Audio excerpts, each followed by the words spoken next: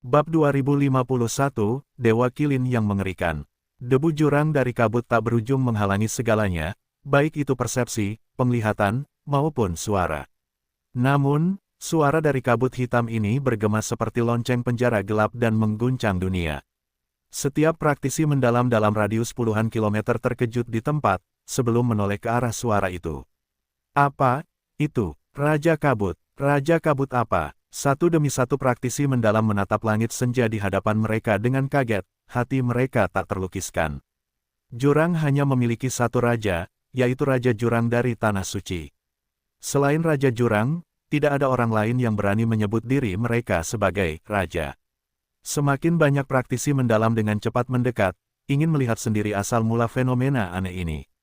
Meskipun yang bergulir di depan mereka adalah debu jurang tebal yang seharusnya hanya ditemukan di kedalaman jurang, itu tidak cukup untuk menimbulkan ancaman bagi Hua Qinying. Meski begitu, alisnya berkerut dengan sedikit rasa tidak nyaman.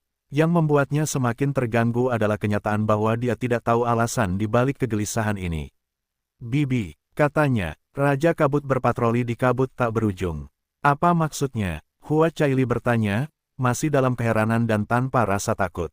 Raja Kabut tak berujung. Hua Qinying bergumam pelan. Selain Raja Abisal, mereka yang bisa menjadi ancaman baginya di dunia ini adalah 7 dewa dari 6 kerajaan, dan 4 pendeta tinggi dari Tanah Suci. Dia sangat mengenal mereka, dan bahkan mereka tidak berani menyebut diri mereka sebagai raja. Sementara Hua Qinying dengan pelan menggumamkan kata-kata itu, matanya masih sedingin es dan tanpa cemoohan. Ini karena debu abisal tidak dapat dikendalikan. Bahkan seseorang sekuat dewa sejati hanya dapat menggunakan sejumlah besar kekuatan ilahi untuk mencapai penyebaran atau isolasi debu abisal yang hampir absolut. Mustahil bagi mereka untuk membuat debu abisal berkumpul dengan patuh seperti ini, terutama pada tingkat konsentrasi dan skala seperti ini. Raja Abisal yang agung juga belum pernah mendengar kemampuan seperti itu sebelumnya. Ayo pergi, Caili. Dia memegang tangan Hua Caili dan berbalik untuk pergi. Jika dia sendirian, dia pasti akan sampai ke dasar ini, tetapi dengan Hua Caili di sisinya dan perasaan gelisah yang samar-samar itu, situasi aneh yang melampaui persepsinya membuatnya memilih untuk mundur tanpa sedikit pun keraguan. Dia belum pernah mendengar tentang apa yang disebut Raja Kabut ini dalam hidupnya. Ada 99% kemungkinan bahwa itu adalah seseorang yang main-main, tetapi jika itu adalah sesuatu yang dapat membuatnya merasa sedikit gelisah, dia tidak akan pernah membiarkan Hua Caili berada dalam bahaya. Hua Caili tampak membeku sesaat, dan baru saat itulah dia menyadari ekspresi bibinya dan segera mundur bersamanya. Sayangnya, orang-orang bodoh itu tidak takut dan orang-orang yang tidak takut tidak akan takut pada apapun. Semakin banyak praktisi yang mendalam tertarik pada situasi tersebut dan bersama mereka terdengar suara ejekan. Raja Kabut, siapa yang berani menyebut dirinya raja dengan Raja Abisal di sini? Jangan berpikir bahwa kamu bisa bicara omong kosong hanya karena kamu berada di kabut tanpa akhir. Berpura-pura segumpal kabut adalah debu abisal. Aku tidak pernah repot-repot melakukan hal kekanak-kanakan seperti itu saat aku berusia 30. Apakah kamu mencoba mengumpulkan orang untuk melihat lelukonmu dan menertawakanmu? Penipuan. Menyatakan dirimu sebagai raja sama saja dengan menggali kuburmu sendiri. Di tengah teriakan keras, seseorang tiba-tiba menyerang dan seberkas petir menyambar kabut tebal. Petir ungu menembus langit gelap dengan derit yang mencengangkan. Pada saat petir itu mendekat, panjangnya hampir 3 km saat meledak. Kekuatan semacam ini secara mengejutkan berada di alam kepunahan ilahi setengah langkah dan membuat kerumunan praktisi mendalam ketakutan hingga terdiam. Ledakan, petir itu meledak dan kabut ungu bersinar di langit. Kerumunan praktisi mendalam yang awalnya berencana untuk memeriksa badut mana yang sedang main-main dan menyebut diri mereka sebagai Raja Kabut, langsung terkejut hingga linglung. Di tempat petir menyambar, kabut tebal yang seharusnya langsung musnah hanya sedikit tersebar karena ledakan sebelum perlahan berkumpul lagi. Hanya dalam beberapa tarikan napas, kabut itu telah kembali ke keadaan semula tanpa sedikit pun perubahan warna atau bentuk. Seolah-olah petir yang menggelegar itu hanyalah cahaya ungu yang tidak berdaya. Praktisi mendalam yang telah menyerang itu memiliki aura abadi. Mengikuti di belakangnya ada puluhan murid sehingga jelas bahwa dia adalah seorang pemimpin sekte atau tetua. Pada saat ini lengannya tetap di udara. Ekspresinya membeku, seolah-olah dia tidak berani mempercayai matanya sendiri. Di bawah keheningan yang tiba-tiba, kabut hitam di depan mereka tiba-tiba terdistorsi. Di bagian paling atas, sepasang mata abu-abu perlahan muncul. Sepasang mata dari kabut itu mengembun, terus-menerus berputar dan berfluktuasi untuk mempertahankan bentuk dengan sia-sia. Tetapi mereka yang berada di dekatnya benar-benar merasakan perasaan yang sangat jelas sedang ditatap. Itu dengan paksa menghentikan napas mereka dan menyebabkan jiwa mereka gemetar. Rasa dingin yang menusuk tulang mengalir di punggung mereka dan rasa takut yang tak terkatakan dengan cepat menyebar ke seluruh tubuh mereka. Apa-apaan itu? Dia adalah seorang fanatik pedang, seorang yang abadi dalam hal pedang. Subjek terburuknya adalah kekuatan perlindungan dan dia tidak pernah membawa artefak mendalam penyelamat hidup bersamanya. Dia sangat jelas tentang teror Dewa Qilin leluhur ini. Jika dia berdiri di batas kemanusiaan, itu berada di batas binatang buas jurang. Meskipun Hua Caili setengah langkah ke alam kepunahan ilahi, dia tetap akan mati pada jarak ini jika dia disentuh oleh kekuatan Dewa Qilin. Itu hanya kekuatan satu kuku beberapa saat yang lalu. Bahkan dengan kekuatannya yang melindungi Hua Caili, dia masih menerima cedera yang tidak bisa digambarkan sebagai ringan. Jika mereka tidak dapat melarikan diri secepat mungkin dan menerima beberapa pukulan lagi. Saat jantungnya bergejolak, raungan lain datang dari belakang. Dan yang datang dari belakang adalah kekuatan yang jauh lebih kuat dari sebelumnya. Seolah tertarik oleh ledakan penuh aura Hua Qinying, aura Dewa Qilin abisal terkunci erat pada tubuh Hua Qinying. Kedua kukunya menghantam tanah. Kekuatan Dewa Qilin yang dahsyat dan tak tertandingi itu mencabik ruang dan menghancurkan tanah bagaikan palu penghancur yang tak kenal ampun, langsung menutupi ruang tempat Hua Qinying dan Hua Caili berada. Hua Qinying berbalik, mengacungkan pedang akhir abadi, dan menyapu ribuan sinar pedang yang mencengangkan. Dalam sekejap, kekuatan Dewa Qilin abisal yang datang hancur seperti sepotong kain dan lenyap tak berbekas. Keajaiban ini hanya dimiliki oleh Hua Qinying.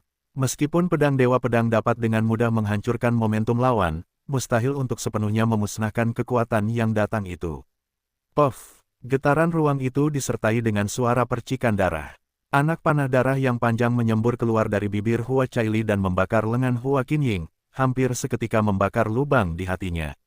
Tangannya menutupi bagian belakang jantung wanita muda itu, dengan cepat menyembuhkan luka-lukanya dengan jari-jari yang sedikit gemetar. Ini adalah pertama kalinya dalam ribuan tahun jantung pedangnya benar-benar kacau.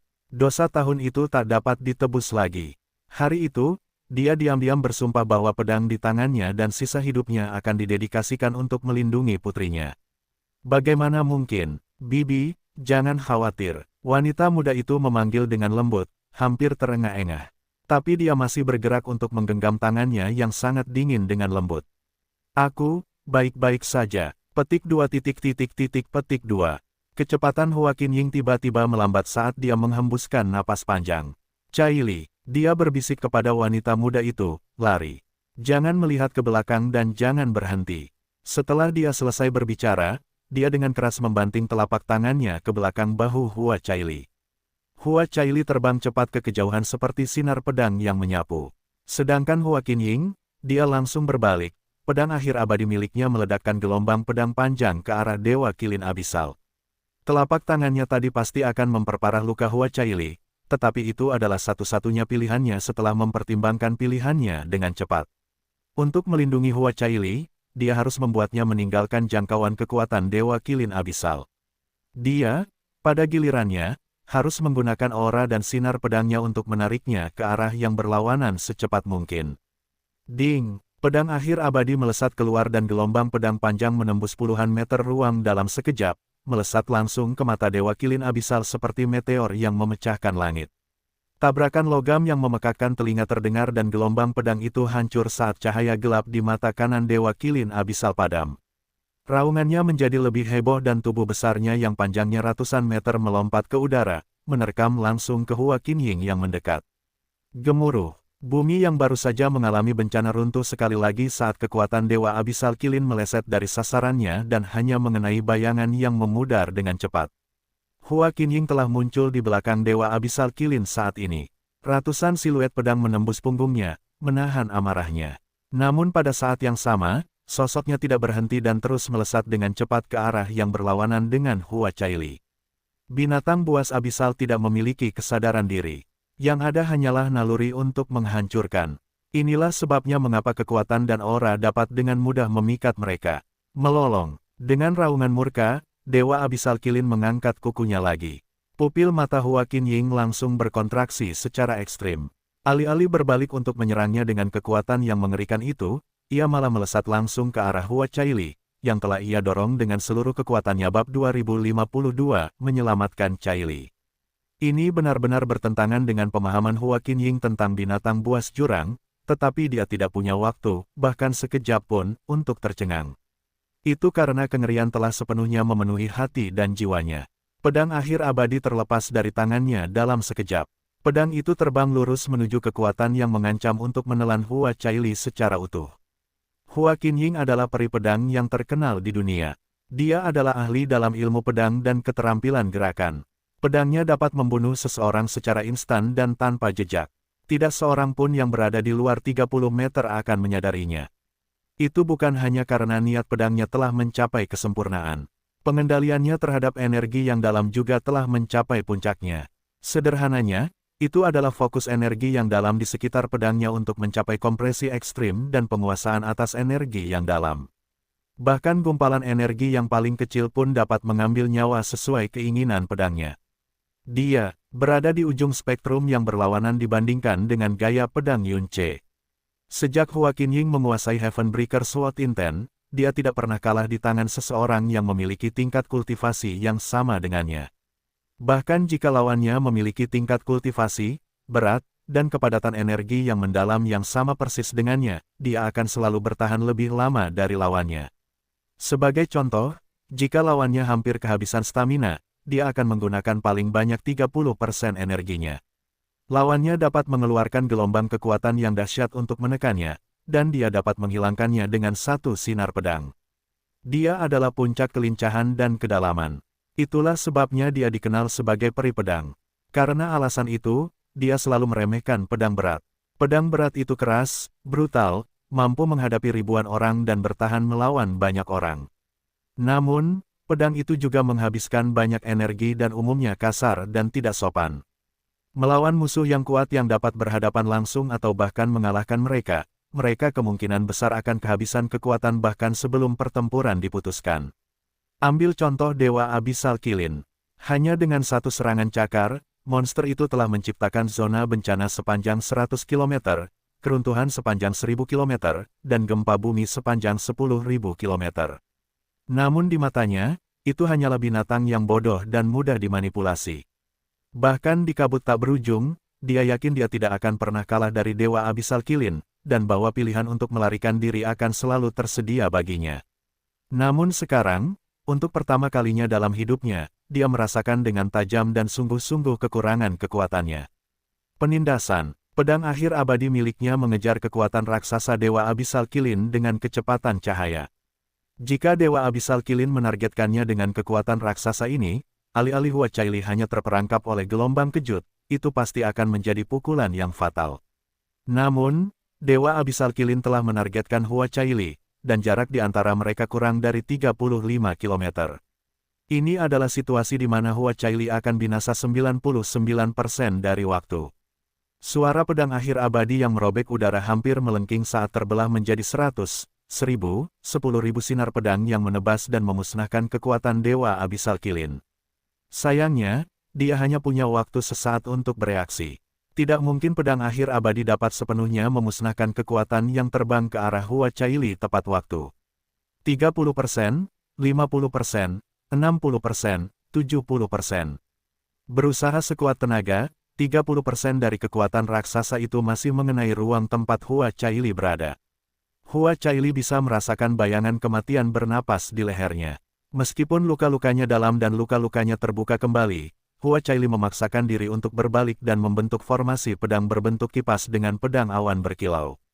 Gemuruh, tanah kabut tak berujung sangat keras dibandingkan dengan tempat-tempat lain, dan masih saja tanah itu merosot hingga 100 meter dalam sekejap. Pedang awan berkilau tampak jauh lebih redup dari biasanya karena dampak yang dihasilkan melemparkannya jauh, jauh sekali. Adapun tuannya, dia tersapu seperti daun kering dalam badai. Dia terbang jauh, jauh, jauh sekali sebelum akhirnya menghantam tanah yang dingin dan mati dengan bunyi gedebuk yang memuakkan. Warna merah tua yang mencolok dengan cepat menyebar di pakaiannya yang putih bersih, melukiskan gambaran yang suram. Caili, penglihatannya kabur dan terkadang berganti-ganti antara putih bersih dan abu-abu yang membusuk. Dia juga samar-samar bisa mendengar. Bibinya meneriakkan namanya. Itu dipenuhi dengan semacam kepanikan dan teror yang belum pernah dia dengar sebelumnya. Dia tidak bisa merasakan sakit. Dia hampir tidak bisa merasakan tubuhnya sendiri. Bibinya pernah mengatakan kepadanya bahwa luka yang membuatnya bisa merasakan sakit biasanya tidak signifikan, tidak peduli seberapa buruk kelihatannya. Di sisi lain, dia tidak boleh mengabaikan cedera yang mengerikan di mana dia tidak bisa merasakan sakit karena itu berarti bahwa tubuh dan jiwanya berada di ambang kematian. Jari-jarinya yang berlumuran darah menggali ke dalam tanah, tetapi dia tidak memiliki kekuatan untuk mendorong dirinya ke atas. Visinya semakin kabur, dan emosi pertama dalam benaknya adalah putus asa. Putus asa karena bisa merasakan hidupnya dengan cepat terlepas dari jari-jarinya. Ayah, bibi, tuan, muda, Yun, malapetaka belum berakhir. Marah, Dewa Kilin Abisal yang melolong menyerang lagi. Kedua cakarnya berputar dengan energi Kilin Abis Warped, ia memukul tanah di bawah dengan sekuat tenaga. Kali ini, serangan itu tidak ditujukan pada Hua Caili. Sebaliknya, serangan itu adalah serangan yang mencakup area yang luas dan menelan semua yang ada dalam radius beberapa ratus kilometer. Siapapun yang bukan Dewa Setengah akan beruntung jika selamat dari serangan ini. Paling tidak, mereka akan menderita luka parah. Serangan itu meliputi apa saja dan segalanya. Secuil optimisme yang berani dimiliki Hua Qinying benar-benar musnah oleh serangan baru ini. Tidak ada kemungkinan Hua Caili akan mampu bertahan dari serangan ini dalam kondisinya. Alasan mengapa tubuh raksasa Dewa Kilin Abisal dapat memanggil lautan kekuatan dalam sekejap adalah karena dulunya Dewa Kilin yang melindungi semuanya. Dahulu kala, kekuatan ilahinya digunakan untuk melindungi jutaan orang dan memastikan bahwa tidak ada sehelai rambut pun yang terluka. Sekarang, kekuatan itu digunakan untuk menghancurkan. Dahulu kala, ia dapat langsung menciptakan wilayah ilahi yang melindungi segalanya. Sekarang, wilayah yang sama memastikan bahwa tidak ada dan tidak seorang pun yang dapat lolos dari amarahnya. Petik 2. Hua Qinying membeku dengan ketidakberdayaan dan keputusasaan yang mendalam. Dia merasa seolah-olah telah melintasi puluhan ribu tahun ke belakang, dan kembali ke momen ketika Quan Xin dihantam 54 paku pengakhir jiwa ke tubuhnya. Saat itu, tidak ada yang bisa dia lakukan untuk menyelamatkan sahabatnya. Dia hanya bisa menyesal dan menebus dosanya selama sisa hidupnya. Hari ini, putri sahabatnya, Hua Caili, sedang menghadapi kematian, dan dia masih tidak bisa berbuat apa-apa. Jaraknya hanya 35 km, tetapi itu adalah jurang keputusasaan yang tidak akan pernah bisa dia seberangi. Gemuruh, ruang berputar, dan kesadaran Hua Caili sekali lagi memudar menjadi putih bersih. Ada dengungan yang tak henti-hentinya di telinganya juga. Meskipun demikian, dia dengan cepat mendapatkan kembali kejernihan pikirannya dan melihat. Gelombang kejut telah membuat Yun Ce berguling-guling tanpa basa-basi di tanah, tetapi dia menahan diri sebelum dia bisa melangkah terlalu jauh dan berlari kembali ke arahnya. Punggungnya sangat hancur sehingga tulang-tulangnya terlihat, dan dia dengan jelas melihat ketika dia berdiri bahwa lengan kirinya tertekuk ke belakang pada sudut yang mengerikan. Mengatakan bahwa lukanya parah adalah pernyataan yang meremehkan. Bagaimanapun, dia sekali lagi telah mencurahkan seluruh kekuatannya untuk melindunginya. Retak, dia berhasil mengembalikan lengannya yang patah ke posisi semula, tetapi dia bahkan tidak mengeluarkan gerutuan sedikitpun. Dia terhuyung kembali ke sisinya dalam waktu singkat. Dia menggunakan lengan kiri yang baru saja dia perbaiki, pasti menjerit. Kesakitan saat ini, untuk menahannya di dadanya.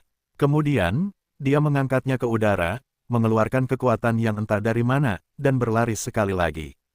Air mata mengaburkan pandangannya dalam sekejap. Tubuhnya tidak bisa merasakan sakit, namun hatinya sangat sakit seolah-olah ada tiang pancang di dalamnya. Turunkan aku, kau akan mati.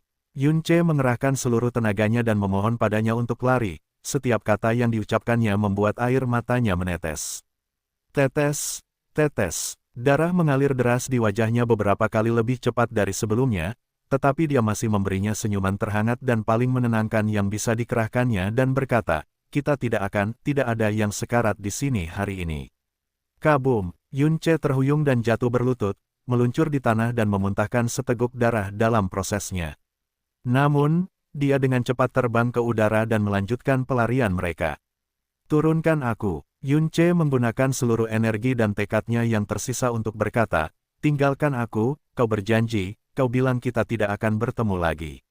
Rambut Yun Ce yang berlumuran darah tergantung di samping wajah wanita muda itu dan sesekali menyentuh pipinya. Sambil melihat ke depan, dia menjawab, aku berjanji tidak akan menjadi bebanmu, dan aku sama sekali tidak akan membiarkanmu terluka. Kabum, gelombang kejut itu melemparkannya ke udara dan membuatnya muntah darah seperti orang gila. Masih berpegangan pada Hua Caili, mereka berguling puluhan kali di tanah sebelum akhirnya berhasil menenangkan diri. Apakah kamu terluka? Dia bertanya dengan cemas dan mendesak. Dia tidak ingin goresan tambahan muncul di tubuhnya. Petik 2. Hua Caili tidak mengatakan apa-apa. Matanya terpaku pada dada Yun Ce di mana sebuah batu hitam panjang telah menembus punggungnya dan keluar dari dadanya. Dia merasa seolah-olah hati dan jiwanya telah jatuh ke laut tanpa dasar. Dingin yang absolut dan kehangatan yang absolut bercampur secara acak di dalam dirinya. Bibirnya bergetar seirama dengan detak jantungnya. Untuk waktu yang lama, dia tidak bisa mengeluarkan suara sedikit pun. Dia pikir dia telah menumpahkan semua air mata yang bisa dia tumpahkan di hari bersalju itu. Tapi sekarang, air mata hangat yang membanjiri pipinya yang berlumuran darah sepertinya tidak akan pernah berakhir. Luka-luka yang bertambah perlahan tapi pasti memperlambat Yun Ce, tetapi dia menggertakkan giginya dan bertahan tanpa henti. Pada saat yang sama, Dewa Kilin Abisal perlahan tapi pasti ditarik menjauh oleh Hua Qinying, dan layar pedangnya melakukan semua yang mereka bisa untuk mengurangi energinya. Jarak di antara mereka semakin meningkat dalam sekejap, jadi tentu saja gelombang kejutnya juga semakin melemah. Sayangnya, Yun Ce juga dengan cepat mendekati batasnya. Setiap kali dia menerima pukulan dengan tubuh telanjangnya, dia bertaruh melawan peluang yang semakin putus asa bahwa dia akan selamat untuk menarik napas lagi. Boom, gemuruh, boom, lagi dan lagi, gelombang demi gelombang. Ruang bergetar, dan napas kematian mendekat dan pergi lagi dan lagi. Namun, semua ini tampaknya tidak menjadi masalah bagi Hua Caili lagi. Dia hanya menatap kosong ke arah Yun Ce dan mengamati setiap perubahan dalam ekspresinya, setiap garis wajahnya, setiap tetes darah, setiap garis merah. Dia dengan rakus menikmati kehangatannya. Tiba-tiba, dia tidak takut lagi. Jika nasib mereka adalah binasa seperti bintang jatuh yang fana, maka biarlah. Li Su tidak mengatakan sepatah kata pun sejak pertunjukan dimulai. Dia tidak berani mengalihkan perhatian Yun Ce sedikit pun.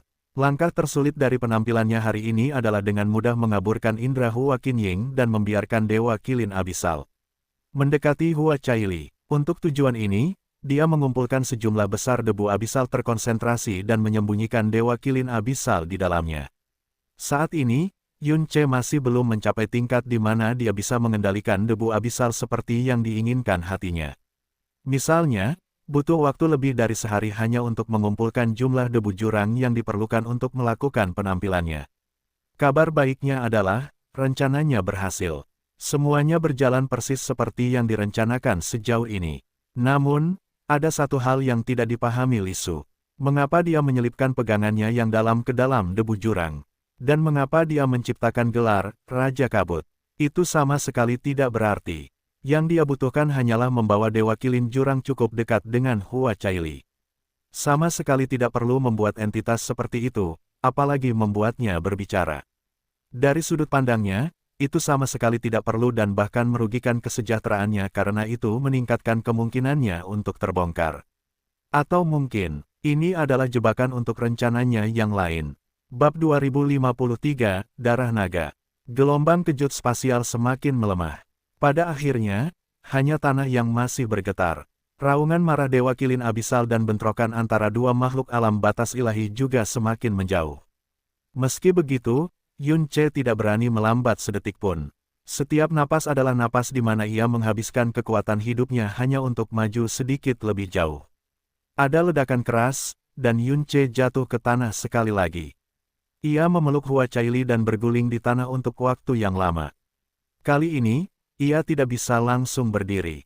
Ia menarik napas dalam-dalam beberapa kali dan menggertakkan giginya begitu keras hingga hampir patah sebelum akhirnya ia bisa berdiri. Begitu ia memastikan bahwa Hua Caili terlindungi dengan baik, ia berlari sekali lagi. Napasnya benar-benar kacau saat ini. Begitu pula langkah kakinya. Meski begitu, ia menolak untuk berhenti. Hua Caili tidak pernah tahu bahwa seseorang bisa mengalami cedera serius dan berdarah begitu banyak. Dia benar-benar tidak menyangka bahwa seseorang seperti itu bisa memeluknya begitu erat dan mencegahnya dari goresan sedikit pun sampai sekarang. Bukan Dewa Abisal Qilin yang memberinya luka-luka, melainkan keinginannya untuk menjaga hidupnya tetap berjalan apapun yang terjadi. Dia jarang menerima bantuan dari orang lain, tetapi dia tahu bahwa ini bahkan lebih dari sekadar hidup untuk hidup.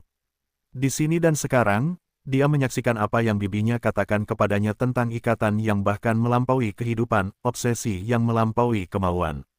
Dia mengalami konsep-konsep yang tidak dapat dia pahami saat itu dengan tubuh dan jiwanya sendiri. Lebih banyak waktu berlalu, dan bahkan gempa bumi pun melemah dengan cepat. Tetap saja, Yun Ce menolak untuk berhenti. Baru setelah mereka tidak dapat lagi merasakan gelombang kejut, tidak dapat mendengar raungan Dewa Abisal Qilin kecuali sesekali bunyi benturan yang samar-samar, dan krisis mereka akhirnya teratasi, Yun Ce tiba-tiba melambat. Seolah-olah napas yang telah membuatnya terus berjalan selama ini akhirnya habis, dia berlutut dan membenturkan kepalanya ke tanah, seluruh tubuhnya kejang-kejang.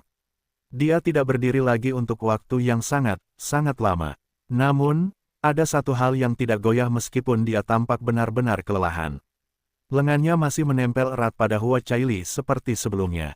Pada titik ini, kelima indera Hua Caili melemah luar biasa. Meski begitu, dia bisa mendengar detak jantungnya sejelas siang hari. Dia perlahan mengangkat jari-jarinya dan menyibakkan rambutnya. Beberapa saat kemudian, dia akhirnya berhasil menyentuh wajahnya yang berlumuran darah dan keringat. Sentuhan ringan yang hampir tak terasa itu tampaknya menyentak Yun Ce keluar dari komanya yang singkat. Ia mulai mengatur napasnya dan menggenggam tangan Hua Caili sebelum ia kehilangan kekuatannya. Bahkan sekarang, ia masih berusaha sebaik mungkin untuk menghiburnya. Sekarang, sudah baik-baik saja. Ia dengan gemetar mengangkat tubuh bagian atasnya dan meletakkan tangannya di ulu hati Hua Caili. Cahaya murni dan tak bernoda bersinar darinya dengan sangat menyakitkan namun keras kepala dan menyembuhkan Hua Caili sedikit demi sedikit.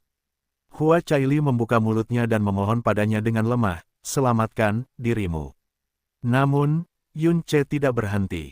Sambil mengatur napasnya, ia berkata dengan suara paling lembut yang bisa ia kerahkan, "Sejak aku melihat tubuhmu yang terluka, aku menjadi yakin bahwa hidupmu lebih penting daripada hidupku sendiri. Menyelamatkanmu, sama halnya dengan menyelamatkan diriku sendiri."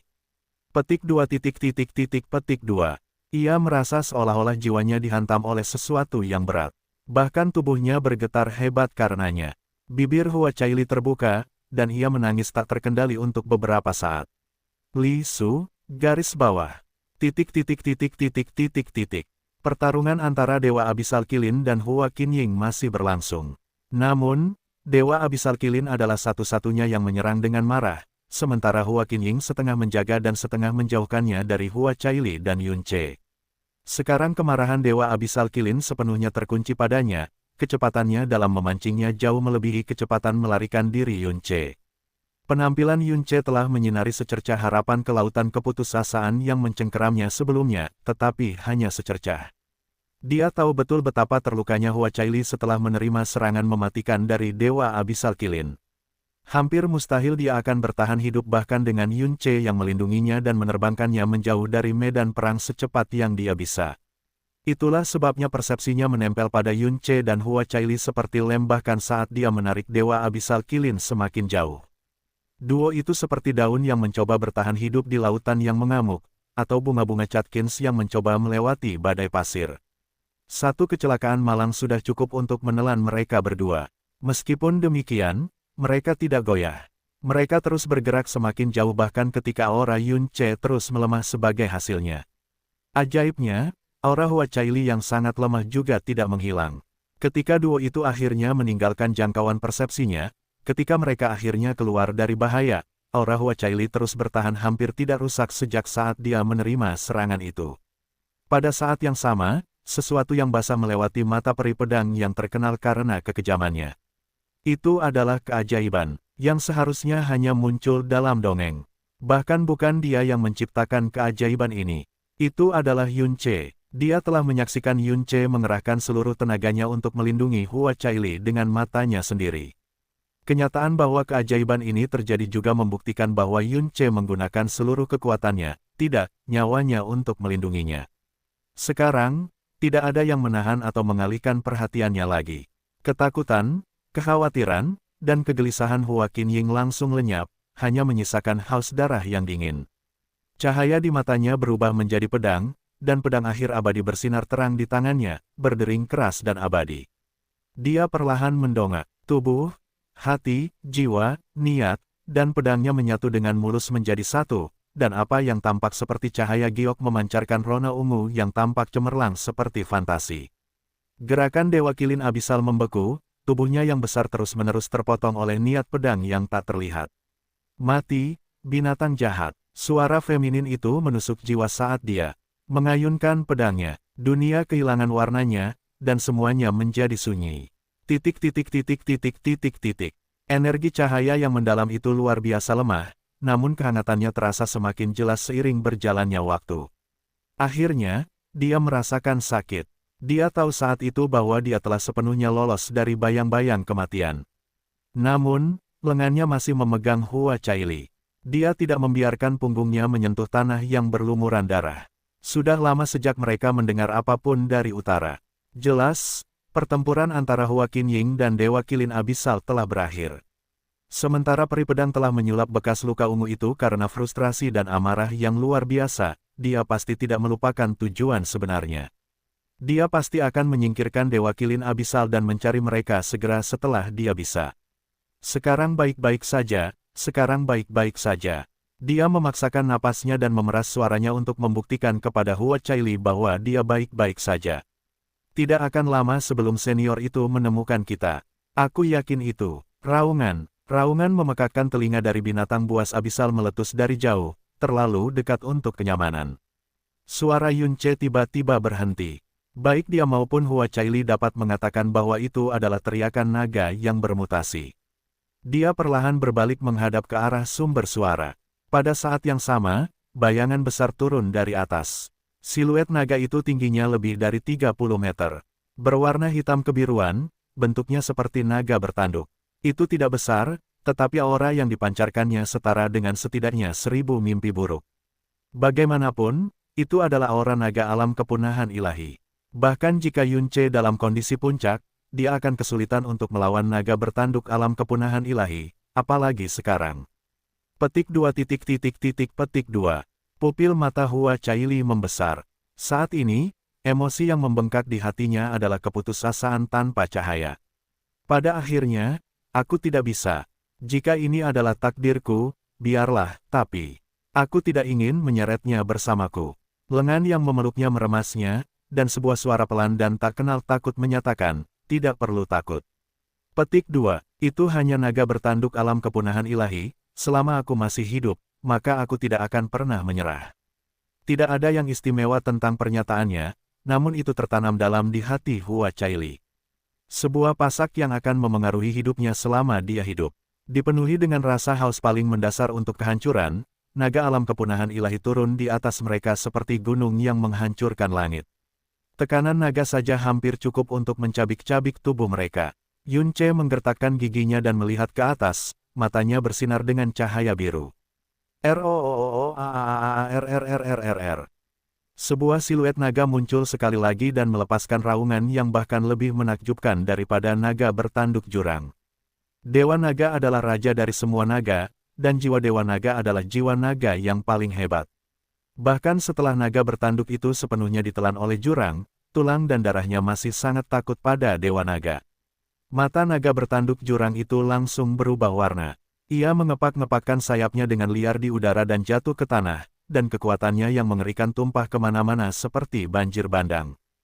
Hua Qinying sedang mencari keduanya ketika raungan naga itu menarik perhatiannya. Ia segera berbalik dan melesat ke arah sumbernya dengan kecepatan cahaya. Pesh boom! Yunce telah mengumpulkan kekuatannya. Ketika naga bertanduk jurang itu menghantam tanah, ia mengeluarkan raungan serak, mengangkat pedang pembunuh iblis pemukul surga, dan menusukkannya ke leher naga bertanduk jurang itu. Bang! Mungkin itu karena naga bertanduk jurang itu telah sepenuhnya kehilangan kendali atas kekuatannya, atau mungkin itu karena Yun Ce telah menciptakan keajaiban lain melalui kemauan kerasnya. Ada ledakan memekakkan telinga yang terdengar seperti longsoran salju, dan pedangnya menusuk dalam ke leher naga itu, menyebabkan darah naga hitam kemerahan menyemprot ke atasnya dan Hua Caili. Pada saat inilah mata kejam Yun Ce bersinar dengan niat yang tak terlihat. Sebuah botol merah muncul tanpa suara di telapak tangannya. Ketika dia menghancurkannya, 2 blok darah naga merah muncul. Itu adalah darah naga bertanduk yang diberikan Musuanyin kepadanya di alam lagu salju. Satu gumpalan darah naga bertanduk yang tidak ternoda dimasukkan ke dalam luka naga bertanduk abisal, dan yang lainnya dicampur dengan hujan darah naga. Darah naga bertanduk abisal telah dirusak oleh debu abisal. Kualitasnya jelas jauh lebih buruk dari sebelumnya. Di sisi lain, darah naga bertanduk yang dimilikinya murni dan belum pernah digunakan. Itu cukup untuk memotong semua kemungkinan lain dan hanya menyisakan satu raungan. Sementara itu, naga bertanduk jurang akhirnya pulih dari stun jiwa dan mengeluarkan raungan yang mengerikan. Auranya menghantam Yun Ce seperti batu besar dan membuatnya terbang. Sayangnya bagi naga bertanduk itu, ia bahkan tidak bisa berdiri tegak sebelum seberkas cahaya turun dari atas seperti cahaya bulan. Itu dengan mudah menusuk tubuh naganya seperti kain percabap 2054 saat panen. Satu benang cahaya, 10.000 sinar pedang. Naga bertanduk alam kepunahan ilahi kehilangan nyawanya dalam sekejap.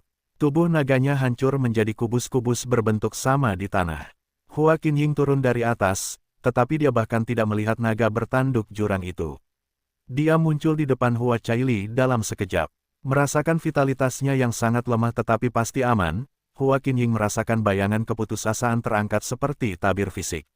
Dia merasa seperti terlahir kembali. Cedera Yun Ce juga cukup parah, tetapi Hua Caili akan selalu menjadi prioritas utama Hua Qinying.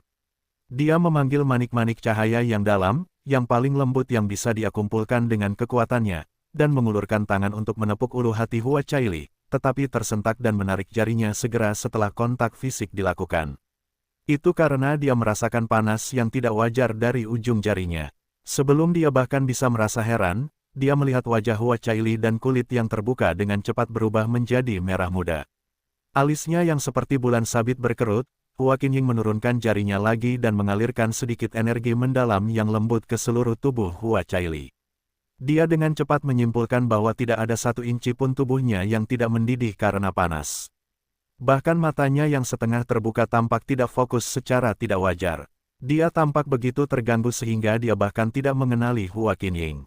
Ini seharusnya tidak mungkin bahkan mengingat kondisinya yang lemah. Apa itu? Itu, darah naga bertanduk itu, selamatkan dia. Pada saat ini sebuah suara lemah tapi mendesak memanggil Hua Qinying. Ketika dia berbalik, dia memperhatikan bahwa kulit Yun Ce juga tidak biasa. Jika ada, dia tampak lebih merah daripada Hua Caili. Bahkan dari jarak ini, dia bisa merasakan betapa panas auranya. Naga bertanduk. Dia melihat naga bertanduk yang baru saja diiris dan dipotong-potongnya menjadi tumpukan kubus. Terlepas dari keadaannya, dia bisa tahu bahwa itu pasti naga bertanduk. Darah naga adalah afrodisiak yang kuat, dan darah naga bertanduk adalah yang paling kuat dari semuanya. Pada saat ini, sebuah kenangan yang sangat remeh dan tidak pantas untuk menjadi kenangan terlintas di benaknya. Darah naga sangat berunsur yang, meskipun tidak beracun, darah itu lebih mengerikan daripada racun karena darah itu dapat menyamar. Sebagai afrodisiak yang sangat kuat, meski begitu, bahkan darah naga yang paling kuat pun tidak dapat mengancam keberadaan seperti mereka. Faktanya, seorang master ilahi atau bahkan penguasa ilahi dapat dengan mudah mengeluarkan darah naga bertanduk alam kepunahan ilahi. Namun, itu dalam keadaan normal. Hua Caili terluka parah sehingga jangankan mengeluarkan, dia bahkan tidak bisa mengerahkan keinginan untuk melawan sedikit pun. Selain itu, darah naga bertanduk telah menghujaninya dari kepala hingga kaki, sehingga langsung meresap ke setiap sudut tubuhnya. Begitu, Hua Qinying bergumam pada dirinya sendiri dan merasa rileks. Memanggil seberkas cahaya yang dalam sekali lagi, dia dengan lembut menekan jarinya ke ulu hati Hua Caili. 1 tarikan napas, 2 tarikan napas. Cahaya yang dalam dan lembut itu masih menyelimuti ujung jari Hua Qinying. Wanita itu sendiri tiba-tiba menjadi sedingin batu. Sedetik kemudian, jarinya benar-benar sedikit gemetar. Hua Caili terlalu lemah. Itulah sebabnya darah naga bertanduk itu menyebar ke setiap sudut tubuhnya dan meresap ke dalam darah, pembuluh darah, dan bahkan lautan jiwanya tanpa perlawanan apapun. Selain itu, Hua Caili tidak hanya mengalami cedera parah. Meskipun kondisinya stabil, dia berada di ambang hidup dan mati. Dalam kondisi ini, jika kekuatan asing membersihkan darah naga bertanduk di tubuhnya dengan paksa, nyawanya akan dibersihkan dari tubuhnya sebelum darah naga bertanduk. Bagaimana ini bisa terjadi? Jika dia memiliki sedikit perlawanan yang tersisa, ini tidak akan terjadi. Jika lukanya sedikit lebih ringan, sedikit saja. Hua Qinying menggertakkan giginya sedikit dan akhirnya mendorong cahayanya yang dalam ke tubuh Hua Caili. Namun, dia segera menariknya kembali saat berikutnya. Jika dia menyembuhkannya terlebih dahulu, tetapi afrodisiaknya bekerja penuh, maka jika dia menghilangkan afrodisiak terlebih dahulu sebelum menyembuhkannya, maka senior, pada saat ini dia mendengar suara Yun Ce sekali lagi. Setiap kata yang dia ucapkan dipenuhi dengan urgensi karena keraguannya yang nyata, selamatkan dia. Apa yang kamu tunggu? Dia benar-benar tidak berdaya sekarang, jika kamu tidak menyelamatkannya, kondisinya akan diam. Hua Qinying perlahan tapi pasti kehilangan ketenangannya. Tidak ada seorang pun di dunia ini yang lebih ingin menyelamatkan Hua Caili daripada dirinya sendiri. Mengapa ini terjadi? Sebuah keajaiban yang mustahil telah menyelamatkan Hua Caili sebelumnya, dan secara logis, seharusnya semuanya berakhir. Jadi mengapa? Saat itulah dia mengingat sesuatu dan menoleh ke Yun Ce. Bisakah energi cahayamu yang mendalam? Kata-katanya terhenti di tenggorokannya begitu dia melihat Yun Ce. Dia telah memperhatikan Hua Caili selama ini, jadi baru sekarang dia menyadari betapa mengerikan luka-luka Yun Ce. Jika dia tidak memiliki garis keturunan Dewa Naga, dia pasti sudah binasa sejak lama. Selain itu, jumlah darah yang dia terima jauh melebihi Hua Caili. Melihat luka dan kelemahannya, dia sama tidak berdayanya dengan Hua Caili, yang berarti kondisinya bahkan lebih buruk. Memintanya untuk mengalirkan energi cahaya yang dalam keadaan ini sama saja dengan memintanya untuk bunuh diri. Lagi pula, dia pasti sudah menyembuhkan dirinya sendiri jika itu mungkin. Hua Qinying mengangkat Hua Caili ke dalam pelukannya, tetapi ketika dia berdiri dan melihat sekeliling, dia terkejut karena tidak tahu harus kemana. Seolah-olah dunia yang gelap dan sunyi di sekitarnya berputar tanpa henti. Dia bahkan tidak bisa melangkah satu langkah pun. Napas Hua Caili perlahan tapi pasti memanas, tetapi itu tidak bisa menghilangkan dingin di hatinya sama sekali. Apakah tidak ada cara lain? Apakah persetubuhan Yin dan Yang benar-benar satu-satunya cara untuk menyelamatkannya? Tapi dia Caili, dia saudara laki-laki dan putri Wan Xin, dia adalah putri ilahi dari kerajaan dewa pemecah surga, dia. Itu tidak mungkin terjadi. Itu tidak mungkin terjadi. Itu semua karena dia tumbuh dengan penampilan yang tidak biasa. Meskipun memiliki perawakan rata-rata, kepalanya hampir sebesar bahunya. Itu juga berbentuk persegi seolah-olah surga telah memutuskan untuk mengompresi kepalanya dan membiarkannya seperti itu untuk beberapa alasan yang tidak diketahui. Bahkan fitur wajahnya tampak terkompresi dan tidak pada tempatnya. Dia tidak punya nama, dia hanya dikenal sebagai Dian Kepala Besar, atau bajingan jelek di keluarganya. Semua orang malu dengan penampilannya. Semua orang. Dia telah tumbuh dengan diganggu sejauh yang dia ingat. Ayahnya tidak pernah memberinya pandangan kedua jika dia bisa menahannya, dan bahkan ibunya sendiri membencinya dan mengasingkannya. Dia secara alami belajar untuk merendahkan diri dan lemah lembut. Dia belajar untuk tidak mengangkat kepalanya untuk apapun. Meskipun keadaannya tidak menguntungkan, sedikit pembangkangan mendorongnya untuk berkultivasi sekeras yang dia bisa. Namun, dia segera menyadari bahwa penampilan bukanlah satu-satunya kelemahannya. Bakatnya juga berada di posisi paling bawah dari semua orang. Penemuan itu memadamkan harapan terakhirnya untuk mendapatkan martabat. Mengapa dia ingin mengintip Lady Caili yang legendaris? Karena dia sangat ingin menyaksikan kebaikan dunia ini, kebaikan apapun. Dia memejamkan mata dan membiarkan mereka memanggilnya dengan sebutan buruk dan menginjak-injaknya sesuka mereka. Dia sudah lama mati rasa terhadap hal ini. Apa yang kamu lakukan? Mengapa kamu menggertaknya? Dia membuka matanya, kesadarannya kabur bukan karena luka-lukanya, tetapi karena suara Lady Caili. Dia belum pernah mendengar suara merdu seperti itu seumur hidupnya. Seperti mata air yang tenang di lembah yang kosong, suara surgawi yang begitu lembut sehingga hampir tidak ada. Itu adalah sesuatu yang seharusnya hanya ada di buku-buku. Hujan, Lady Caili, teriakan panik, ketakutan, dan tidak percaya terdengar di sana-sini. Para pangeran yang menindasnya tiba-tiba kehilangan suara mereka seolah-olah seseorang mencekik mereka, dan semangat mereka sebelumnya tidak terlihat. Beberapa mencoba mengatakan sesuatu, tetapi yang keluar dari mulut mereka hanyalah gagap yang tidak jelas. Siapapun yang menginjak kepalanya segera menyingkirkan kakinya. Dia segera berdiri di samping, takut untuk menggerakkan otot sedikit pun. Mereka semua mungkin putra dan putri Bupati Ilahi di sini, tetapi perbedaan antara seorang pangeran dan seorang putra ilahi, seorang putri dan seorang putri ilahi adalah siang dan malam. Dia perlahan bangkit berdiri, bingung dan linglung. Ketika dia mendongak, dunianya tiba-tiba miring seolah-olah dia akan jatuh pingsan. Gadis itu berusia 14 atau 15 tahun, mengenakan gaun putih. Jelas dia belum tumbuh menjadi wanita, tetapi saat matanya bertemu dengan gadis itu, seolah-olah seluruh dunia telah kehilangan warna dan cahayanya. Akal sehatnya tentang apa yang cantik juga hancur berkeping-keping. Dia telah membayangkan berkali-kali betapa cantiknya Lady Caili yang legendaris hingga mendapatkan pujian seperti itu dari Abyssal Monarch sendiri. Baru sekarang dia menyadari bahwa pujiannya pun tidak cukup untuk menggambarkan hal yang nyata, bahwa hampir menghina untuk menganggap kata-kata seperti keajaiban dan harta tak ternilai sebagai miliknya. Lama sekali kemudian, dia akhirnya menyadari bahwa dia sedang menatap dan menundukkan kepalanya, takut untuk menatapnya bahkan sedetik lebih lama. Rasa rendah diri yang mendalam menenggelamkannya seperti lumpur tempat dia diinjak. Melihat pakaian dan auramu, kamu jelas-jelas kerabat. Tempat ini dekat dengan Aula Ilahi tanpa batas. Jika Bupati Ilahi tanpa batas tahu bahwa Anda menindas seorang kerabat, dia pasti akan menghukum Anda atas tindakan Anda. Petik 2. Dia mungkin bermaksud tegurannya seperti itu, teguran, tetapi itu sama sekali tidak memiliki rasa otoritas. Yang bisa dia rasakan dari kata-kata manisnya hanyalah kehangatan dan kenyamanan yang tidak pantas dia dapatkan. Namun, para pangeran takut. Pemimpin kelompok itu buru-buru angkat bicara, orang ini adalah Big Head Dian. Dia orang paling terkenal di klan kami, dan ayah bahkan paling tidak menyukainya. Hari ini dia menyelinap mungkin karena alasan yang aneh, dan kami menghukumnya sedikit karena kami takut dia akan membuat Anda takut dengan penampilannya yang jelek, Lady Caili. Tolong, redam amarah Anda dan jangan beritahu ayah tentang ini. Big Head Dian, gadis itu berseru dengan sedikit terkejut dan menatapnya. Apakah itu, benar-benar nama Anda?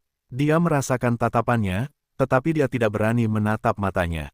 Dia hanya membenamkan dagunya lebih dalam ke kepalanya dan mengangguk sedikit. Bahkan dia sudah lama lupa namanya sendiri. Dia sudah lama terbiasa dengan penghinaan, tetapi pikiran bahwa keburukannya sepenuhnya terungkap di hadapan gadis yang seperti fantasi ini, hati dan jiwanya bergetar begitu keras sehingga bisa hancur kapan saja. Jari-jarinya yang gelisah telah lama masuk jauh ke dalam pakaiannya. Terlepas dari jawabannya, jelas gadis itu tidak benar-benar mempercayainya. Dia berbalik dan mengumpulkan suara paling marah yang bisa dia kumpulkan. Jika kamu tahu bahwa kamu salah, pergilah. Sekarang, ya, kami akan segera pergi. Tidak ada yang berani menantang putri ilahi penghancur surga sebagai hal yang biasa. Mereka segera mundur dan cepat-cepat pergi dengan kepala tertunduk. Di sisi lain, dia terus berdiri di tempatnya, tersesat dan tidak yakin. Namun, gadis itu tidak segera pergi. Sebaliknya, dia berbalik untuk menghadapinya. Erem, ini untukmu, kakak kepala besar. Dia mengangkat kepalanya dengan bodoh dan melihat bola cahaya putih melayang ke arahnya. Itu adalah cabang awan pelangi yang hanya tumbuh di tanah suci. Meskipun cabangnya kecil, bunga-bunga yang mekar di sana luar biasa besar. Tanpa sadar dia mengulurkan tangannya, tetapi rasa takut mencegahnya untuk meraihnya. Dia hanya membeku seperti itu, mati rasa dan linglung. Ini adalah cabang awan pelangi yang kupetik dari tanah suci. Aku langsung melihatnya ketika Nenek Ling Xian mengizinkanku memetik satu tanaman karena bunganya paling besar. Gadis itu tersenyum cerah padanya. Kau juga sama, kakak kepala besar. Kau istimewa karena kau istimewa. Meremehkan dirimu sendiri karena keunikanmu adalah hal yang tidak boleh dilakukan, mengerti? Mereka menindasmu karena penampilanmu karena mereka tidak bermoral. Itu bukan salahmu, dan kau jelas tidak boleh menyerah pada dirimu sendiri karena mereka. Siapa tahu, mungkin suatu hari kau akan mekar seperti yang lain seperti cabang awan pelangi ini. Gadis itu pergi setelah itu. Reaksi pertama dan satu-satunya terhadap penampilannya yang jelek adalah keheranan. Dari awal hingga akhir, dia tidak bisa melihat sedikit pun rasa jijik atau kasihan dari gadis itu. Dia berdiri di sana dengan tatapan kosong untuk waktu yang sangat lama. Akhirnya, dia dengan gemetar mengulurkan tangan dan memegang ranting awan pelangi kecil itu dengan sangat hati-hati. Gadis itu tidak tahu bahwa kebaikan alaminya adalah titik balik dari seluruh hidupnya. Berkat dialah cahaya telah kembali ke dunianya. Berkat dialah dia memiliki tujuan dan keinginan untuk berhasil apapun yang terjadi. Dia mulai berkultivasi dengan sekuat tenaga. Tidak peduli berapa banyak ejekan dan atau ejekan yang diterimanya, dia mengabaikan semuanya seperti air dari punggung bebek. Dia berusaha untuk tumbuh lebih kuat jika saja suatu hari dia bisa mendapatkan hak untuk melihatnya sekilas dari jauh. Kemudian, pada suatu hari yang menentukan, guntur menggelegar di dalam kepalanya, dan dia membangkitkan esensi ilahinya. Kenangan yang telah diputar ulang berkali-kali di kepalanya diputar ulang lagi. Dia tidak akan pernah melupakan setiap momen, setiap saat di hari itu sampai dia meninggal. Dian Jelshi menggenggam tangannya dan dengan hati-hati mengambil cabang awan pelangi. Di dalam hatinya, dia bersumpah yang telah dia ucapkan berkali-kali sebelumnya. Caili, keberadaanku, hidupku, gelarku, semuanya, adalah demi melindungimu. Selama aku hidup, aku tidak akan pernah membiarkan siapapun menyakiti sehelai rambut pun dari tubuhmu. Jika hari seperti itu tiba, semoga kesengsaraan dan penyesalan abadi mengklaimku. Bab 2055, Sisa Kehidupan. Kabut tak berujung itu dingin dan sunyi senyap.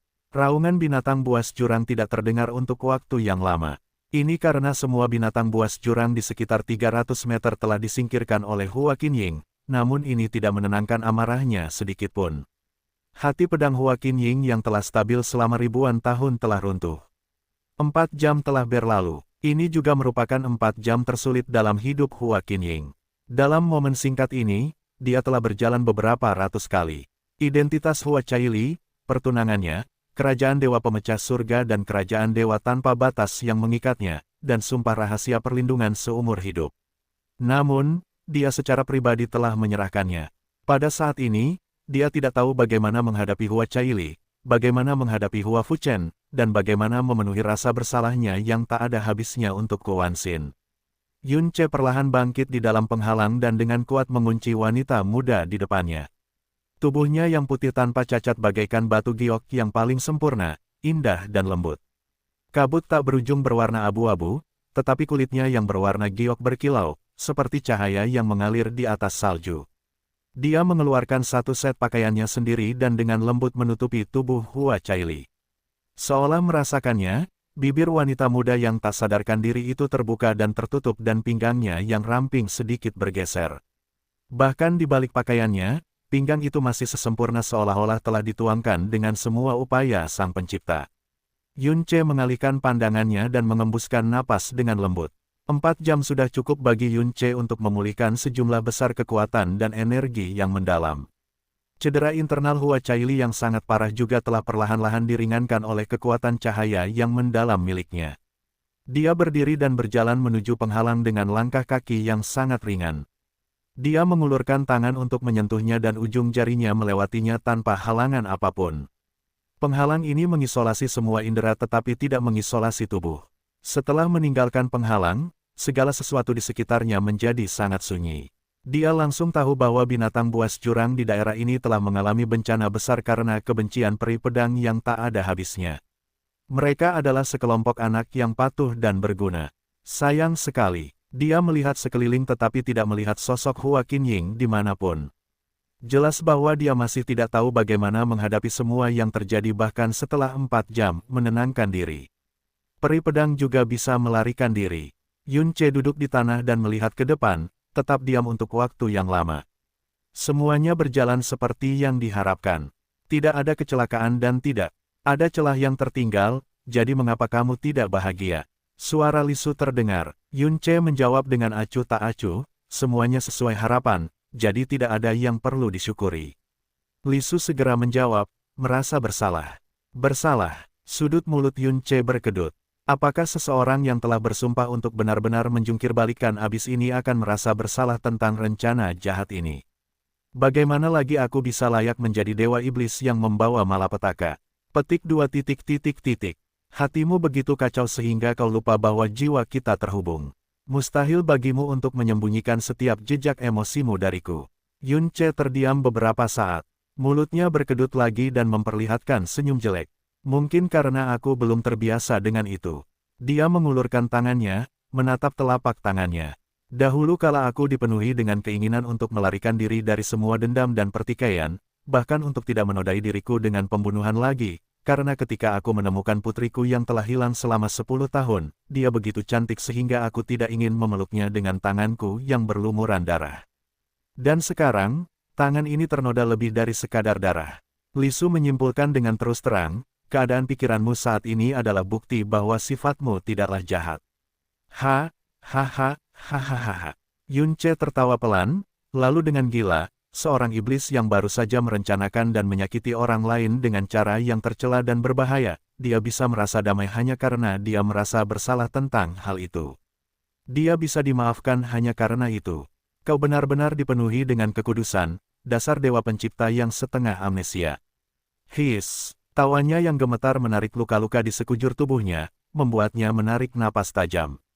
Li Su, tapi kau memang mengingatkanku. Yun Ce melanjutkan, emosi tambahan ini tidak perlu dan berlebihan.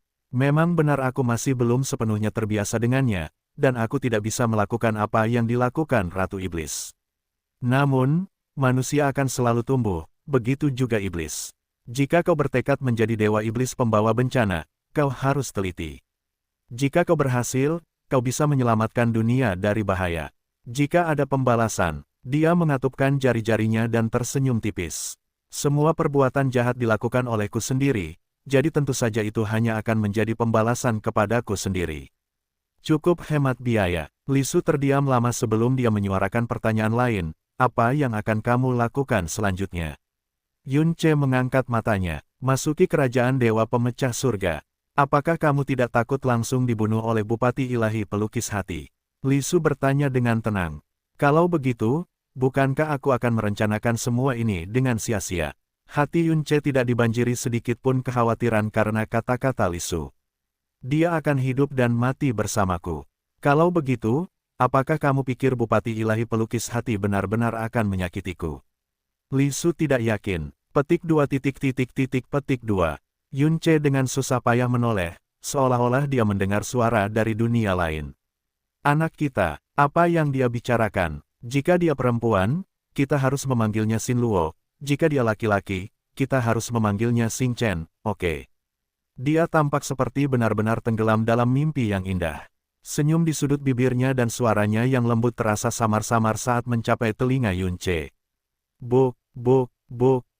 Dia akhirnya menyadari bahwa detak jantungnya tidak teratur. Dia juga akhirnya menyadari bahwa dia telah menatap senyum dan matanya untuk waktu yang sangat lama, benar-benar tenggelam.